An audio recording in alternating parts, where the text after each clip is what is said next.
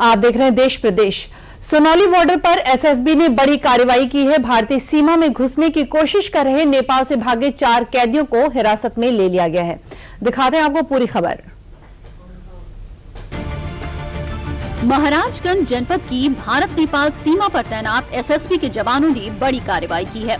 नेपाल की जेल से फरार होकर अवैध रूप से भारत में प्रवेश कर रहे 4 कैदियों को सोनौली बॉर्डर पर हिरासत में लिया गया।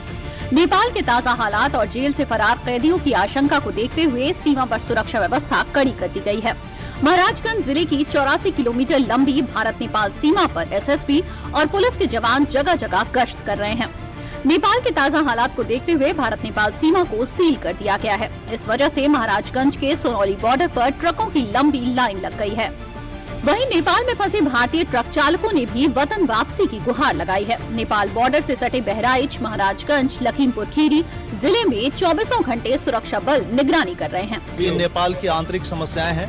उन आंतरिक समस्याओं के सापेक्ष भारत की सीमाओं पर, अंतर्राष्ट्रीय सीमा पर जो सतर्कता है बढ़ा दी गई है और हमारे पास QRT भी रखा गया है, राइट एंड कंट्रोल इक्विपमेंट्स भी रखा गया है। साथ ही साथ हमें यह देख करके अच्छा लग रहा है कि नेपाल की इस आंतरिक समस्या का कोई भी किसी किस्म का प्रभाव इस नो मैंस लैंड या भारतीय भूमि पर नहीं है। साथ ही साथ जो भी नागरिक, जो भारतीय नागरिक अगर कहीं नेपाल में फंसे हुए हैं तो उनको 24 घंटे के लिए प्रॉपर जांच पड़ताल के साथ हम उनको अंदर आने की परमिशन दे रहे हैं। साथ ही साथ ऐसे नागरिक जो नेपाली हैं और अगर भारत में है और नेपाल में वो अगर अपने रिस्क पर जाना चाह रहे हैं तो उनको भी जांच पड़ताल करके हम भेज रहे हैं।